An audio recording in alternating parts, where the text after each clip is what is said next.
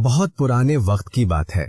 पंजाब के एक छोटे से गांव में एक बूढ़ी औरत रहती थी जिसका नाम था जरीना बीबी। उसका इस दुनिया में कोई ना था, न बेटा न बेटी न कोई अपना पेट पालने के लिए वो रोज गांव-गांव भीख मांगती। कभी किसी के दरवाजे से रोटी मिल जाती तो कभी खाली हाथ लौटना पड़ता। लेकिन जिंदगी जैसे भी चल रही थी वो इसे चुपचाप जी रही थी। एक दिन जरीना बीबी भीख मांगते मांगते एक अनजान गांव में पहुंच गई। अचानक आसमान पर काले बादल छा गए, तेज हवा चली और मूसलाधार बारिश शुरू हो गई। वो कांपती कांपती एक दरख्त के नीचे खड़ी हो गई, लेकिन बारिश इतनी तेज थी कि दरख्त भी उसे बचा नहीं पा रहा था। तभी उसकी नजर थोड़ी दूर पर पड़ी, एक छोटी सी मिट्टी की झोंपड़ी। जरीना बीबी ने बगैर देर किए कदम बढ़ाए और किसी तरह उस झोंपड़ी तक पहुंच गई। अंदर एक तकरीबन 20 साल की लड़की चूल्हे के पास बैठी कुछ पका रही थी। जैसे ही लड़की की नजर जरीना बीबी पर पड़ी, वो फौरन उठ खड़ी हुई। अरे अम्मा जी, इतनी बारिश में यहाँ कैसे? उसकी आवाज में डर नहीं, फिक्र थी, अपनायत थी। उसने फौरन एक पुरानी चादर लाकर जरीना बीबी को ओढ़ा दी और कुछ ही देर में मिट्टी के कप में गर्म चाय लेकर आई। जरीना बीबी ने कांपते हाथों से कप लिया, पहला घूंट लिया और पूरे बदन में जैसे गर्माहट फैल गई। वो उस लड़की को देखते हुए बोली, बेटी तू बहुत अच्छी है, अल्लाह तुझे खुश रखे। कुछ देर बाद जरीना बीबी ने आहिस्ता से पूछा, बेटी तेरा नाम क्या है और घर में और कौन है? लड़की की मुस्कुराहट थोड़ी फीकी पड़ गई। मेरा नाम गुलनार है अम्मा जी, और इस घर में मैं अकेली ही रहती हूँ। माँ बाप बहुत पहले गुजर गए, तब से यहीं हूँ। ये सुनकर जरीना बीबी का दिल भर आया। उसे अपना दुख याद आ गया जब वो भी अकेली हुई थी। उस रात बारिश रुकने का नाम नहीं ले रही थी। झोपड़ी के अंदर चूल्हे की रोशनी में दो अकेले इंसान एक दूसरे का दर्द समझ रहे थे। जब जरीना बीबी जाने के लिए उठी, गुलनार घबराकर सामने आ गई। अम्मा जी, इतनी रात, इतनी ठंड, इतनी बारिश, मत जाओ, आज यहीं रुक जाओ। जरीना बीबी ने बाहर झांका, चारों तरफ अंधेरा और बारिश। फिर गुलनार की मासूम आंखों की तरफ देखा। ठीक है बेटी, आज यहीं रुक जाती हूँ। गुलनार के चेहरे पर सुकून की मुस्कुराहट आ गई, जैसे दिल का बोझ हल्का हो गया हो।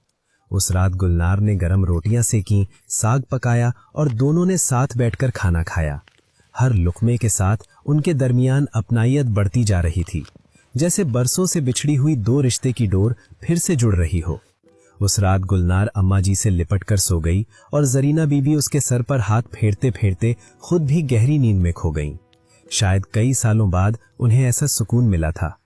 अगली सुबह जब बारिश थम चुकी थी, जरीना बीबी ने गुलनार का हाथ पकड़ा और बोली, बेटी तू यहाँ अकेली रहती है, मुझसे नहीं देखा जाता। अगर तू चाहे तो मेरे साथ चल, हम दोनों साथ रहेंगी। गुलनार की आंखों में एक साथ खुशी और डर आ गए। सच अम्मा जी, आप मुझे छोड़ेंगी तो नहीं? कभी नहीं बेटी, अब तू अकेली नहीं रहेगी। और उसी लम्हे गुलनार की आंखों से आंसू निकल आए, इस बार खुशी के आंसू। वो दोनों जरीना बीबी के छोटे से गांव आ गईं।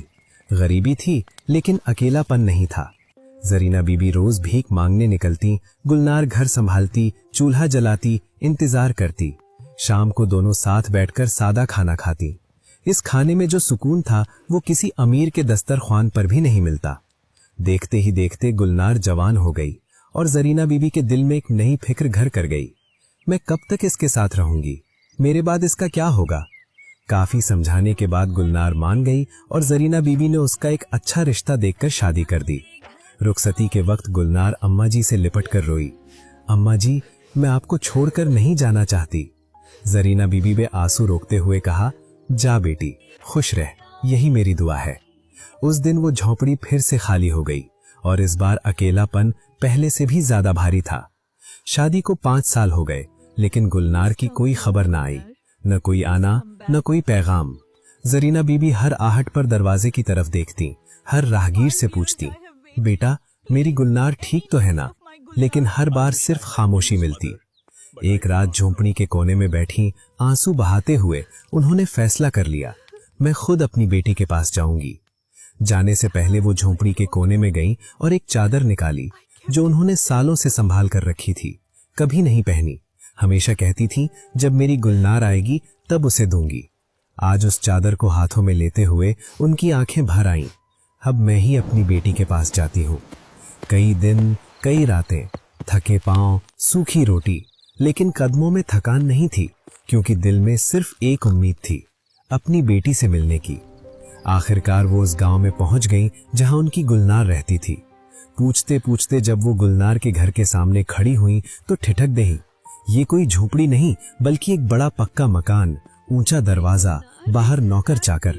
जरीना बीबी के चेहरे पर मुस्कुराहट आई। मेरी बेटी खुश है। उन्होंने दरवाजे पर कदम रखा, तभी नौकर ने तखकीर से कहा, ऐ बुढ़िया, हट यहां से। बेटा, गुलनार को बुलाओ, कहूं उनकी अम्मा जी जरीना बीबी आई हैं। नौकर हंसा। इतने में गुलनार बाहर आई, सजी धजी, महंगे कपड़ों में। जरीना बीबी की आंखें भर आईं। मेरी गुलनार, कैसी है तू? गुलनार ने एक लम्हा देखा, पहचान लिया, लेकिन चेहरा सख्त कर लिया। तुम कौन हो? मैं तुम्हें नहीं जानती। ये अल्फाज जैसे किसी ने सीने में तीर चला दिया। जरीना बीबी ने कांपते हाथों से वो चादर निकाली। बेटी, मैं तुम्हारी अम्मा जी हूं। ये चादर सालों से तुम्हारे लिए रखी थी। गुलनार ने से एक नजर देखा और हंसते हुए बोली, छी, ये भिखारियों वाली चादर, और गुस्से में इसे जमीन पर फेंक दिया। वो चादर जो जरीना बीबी ने सालों से मोहब्बत से संभाली थी, आज मिट्टी में पड़ी थी। नौकरों ने धक्का देकर उन्हें बाहर निकाल दिया। जरीना बीबी के होठों से सिर्फ इतना निकला, मैं तो बस अपनी बेटी को देखने आई थी। वो आहिस्ता आहिस्ता वहां से चल पड़ी, बगैर पीछे देखे। हर कदम के साथ दिल टूटता जा रहा था। उन्हें समझ आ गया था, गरीबी से बड़ा दुख अपनों का ठुकराना होता है। और जरीना बीबी आहिस्ता आहिस्ता उस रास्ते में कहीं खो गईं। लेकिन वक्त किसी को नहीं छोड़ता। जिस अमीरी पर गुलनार को गुरूर था, वही उससे छिन गई। शौहर का कारोबार डूबा, कर्ज बढ़ा, बड़ा मकान बिक गया, साथ देने वाले सब रफू चक्कर हो गए। और एक दिन गुलनार को भी भीख मांगनी पड़ी। हर दरवाजे से मिला इनकार, हर कदम पर मिली बेइज्जती, और हर बार अम्मा जी का चेहरा याद आता। मैंने भी तो यही किया था। एक दिन भूखी प्यासी गुलनार उसी गांव में आ गई जहां कभी अम्मा जी के साथ रहती थी। झोपड़ी आधी टूटी हुई, दरवाजा गिरा हुआ, चारों तरफ सन्नाटा। अम्मा जी, एक गांव वाले ने बताया, जरीना बीबी तो कई साल पहले तुमसे मिलने गई थीं, फिर कभी वापस नहीं आई। ये सुनते ही गुलनार के पांव तले जमीन खिसक गई। वो वहीं गिर पड़ी और जोर से रोकर बोली, अम्मा जी, मुझे माफ कर दो, मुझे माफ कर दो। लेकिन उसकी आवाज सुनने वाला कोई नहीं था। जिसने हमें सहारा दिया, जिसने हमें बगैर किसी वजह से अपनाया, अगर हम उसी को ठुकरा दें तो जिंदगी एक दिन हमें वही दर्द लौटाती है। अमीरी आती जाती रहती है, लेकिन रिश्ते एक बार टूट जाएं तो फिर जुड़ते नहीं।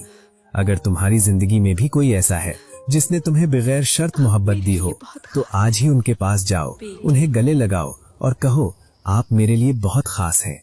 क्योंकि कहीं ऐसा ना हो कि वक्त बीत जाए और सिर्फ काश ही बाकी रह जाए। धूप किनारा के साथ रहने के लिए चैनल को सब्सक्राइब करें।